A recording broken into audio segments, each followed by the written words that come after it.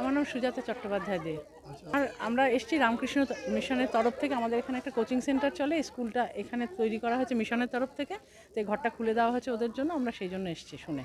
মানে পরিস্থিতি শুনে এই মুহূর্তে পরিস্থিতি ভীষণই খারাপ। এখনও অনেক লোক আটকে আছে, তারা কিন্তু বেরোতেই পারেনি ঘর থেকে।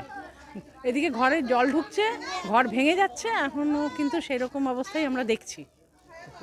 আমি প্রশাসনের ব্যাপারটা কিছু জানি না তেমন একটা। আমি কেবল মানে আমাদের তো এটা জানি, মানে এখানকার পরিস্থিতিটা জানি। প্রশাসনের সাথে আমার খুব একটা যোগাযোগ নেই, তো আমি ঠিক জানি না। অত গোনা তো যাচ্ছে না, তবে পুরো আমার 4টে ঘর মোটামুটি ভর্তি। স্কুল ঘরও খুলে দেওয়া হয়েছে, তাতে আস্তে আস্তে লোক ঢুকছে, এই আর কি। মানিক বর্মন। ক্ষয়ক্ষতি তো আমাদের পুরাই চলে গেছে, শেষ। কিছু ডকুমেন্টস সময় কিচ্ছু বাড়ি করতে পারি নাই। এবার তো ঘর বাড়ি যা সব তো নিয়ে গেলো হয়তো।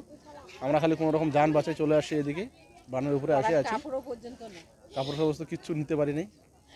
জল বাড়তে শুরু করছে মোটামুটি। রাত তো সারা রাত্রি বৃষ্টি হয়েছে, এবার তো সবাই ঘুম অবস্থায় ছিল, কেউ বুঝতে পারি নাই। এবার রাত্রি মোটামুটি 3টা তখন দেখি একটু মোটামুটি জল হয়েছে। 4টার পর থেকে দেখি পুরো একদম জলে পুরো কাভার করে দিল। বাড়িতে এক গালা জল হয়ে গেছে। আমি বাস করতেছি মোটামুটি আজকে 4 বছর, এরকম পরিস্থিতি হয়নি।